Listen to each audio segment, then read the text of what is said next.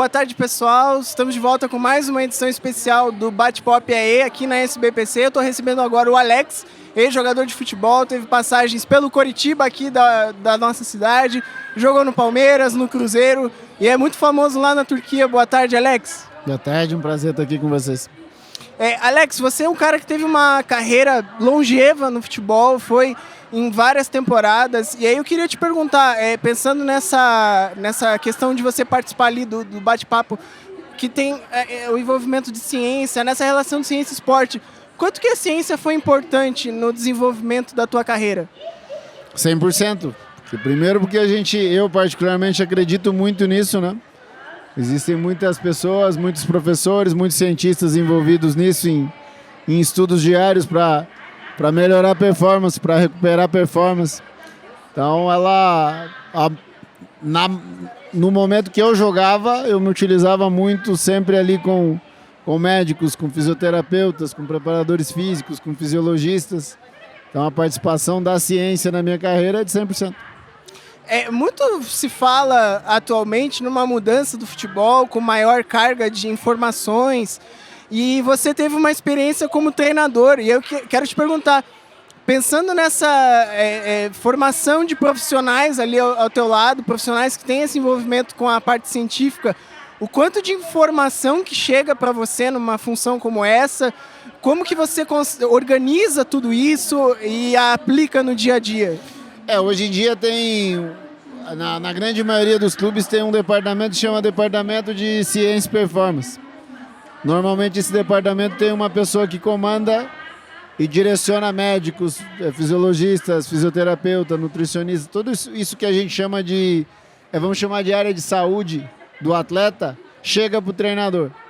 E aí vai depender muito do clube, vai depender muito do profissional, de que tipo de informação ele vai querer ter para que transforme esses vários dados numa coisa um pouco mais sucinta, mais enxuta, para que seja levada para dentro do campo, para que você consiga colocar para a melhora da performance do atleta nos dias de treino, no dia de recuperação, no dia de jogos.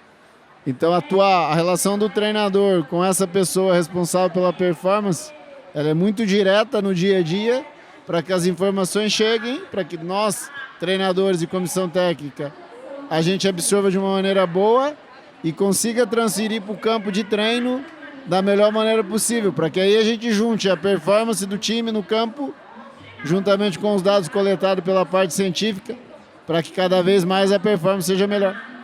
Eu quero aproveitar da tua experiência também para perguntar como é que está a estrutura do futebol brasileiro hoje, em termos de conhecimento para receber toda essa informação. Os clubes estão preparados? O que eles precisam evoluir para receber essa camada nova, digamos assim, no futebol? A primeira coisa que nós não podemos fazer é generalizar. Existe uma abertura hoje muito maior do que existia tempos atrás. Existem hoje clubes muito bem preparados para receber tudo que é tipo de informação. Existem clubes hoje muito bem preparados nessa parte científica. E é óbvio que existem outros clubes com uma outra realidade. Então, generalizar a gente não pode. Nós temos clubes aí no Brasil com esse departamento muito bem definido e com muita abertura para receber tudo que a ciência tem para oferecer para o mundo esportivo. Então, dizer do mercado brasileiro de maneira geral seria até covardia. Nós teríamos que separar clubes por clubes, porque realmente tem clubes que estão num nível absurdo, de excelência muito grande realmente, e aí a ciência entra. Existem outros clubes que, infelizmente, ainda não possuem essa abertura para esse tipo de informação. Tem uma outra questão interessante, pensando um pouquinho mais no campo, o jogador brasileiro sempre foi conhecido ali pelo talento, e aí eu vejo alguns exemplos assistindo futebol do jogador mais magrinho, que sempre se fala, ele precisa ganhar massa.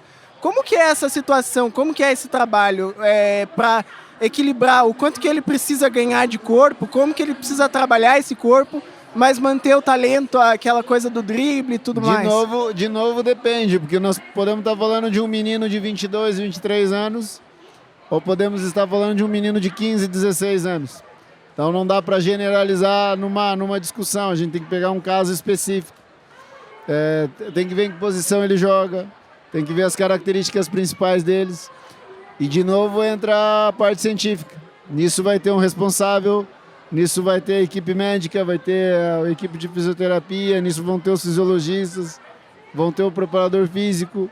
O treinador talvez entre num momento final, onde toda essa rapaziada que está por trás está dando uma fortalecida nesse atleta para que ele sustente o momento final, que é o campo.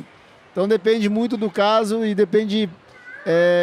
são situações muito específicas que a gente tem que discutir. Agora, eu imagino que seja mais fácil a gente imaginar que a ciência está envolvida na parte médica, na fisiologia, até mesmo na questão da alimentação. Mas e quanto a, por exemplo, pensar essa parte no esporte, quando a gente pensa na grande influência das redes sociais? Hoje todos os jogadores têm perfis, as redes sociais também são ali um lugar em que os torcedores fazem muitas críticas. O que a ciência poderia ajudar nesse sentido de trabalhar o jogador, o profissional do futebol, para lidar com essa situação? É aquilo que eu estou falando.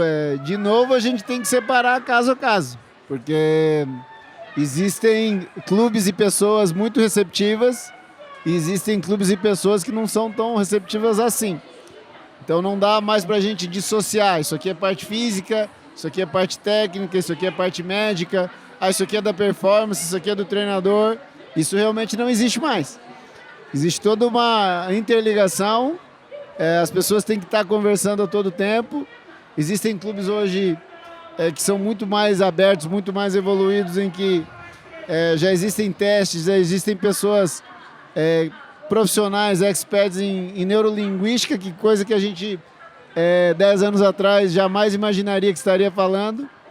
Então, assim, existem muitas situações que a gente tem que estar aberto para ouvir. Mas para mim o principal é que não dá mais para separar em caixinhas.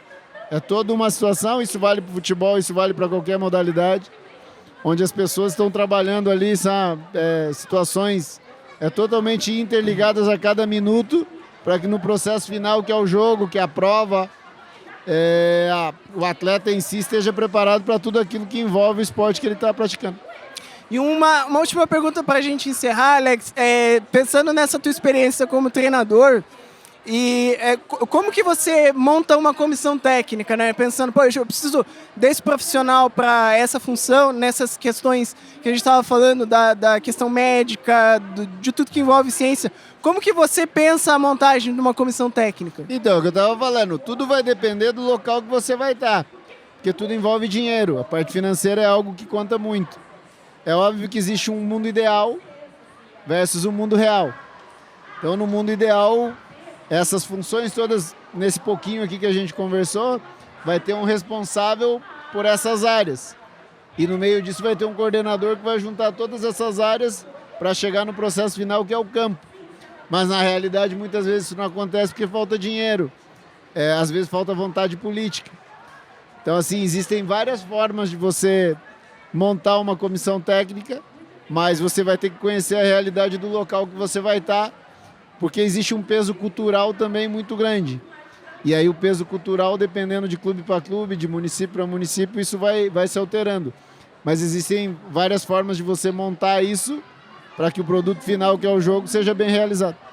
E eu lembro que daqui a pouquinho o Alex vai participar de uma mesa redonda, então eu deixo para você fazer o convite, Alex, e as suas considerações finais, agradecendo também a sua participação. Agradeço a vocês, parabenizo pelo que vocês estão fazendo aqui, realmente a feira está muito legal. E vamos ali para a mesa falar sobre esporte, falar sobre ciência, e convido a quem estiver por aqui, quem estiver nos ouvindo, para participar ali, que quanto mais gente participar, para nós é melhor.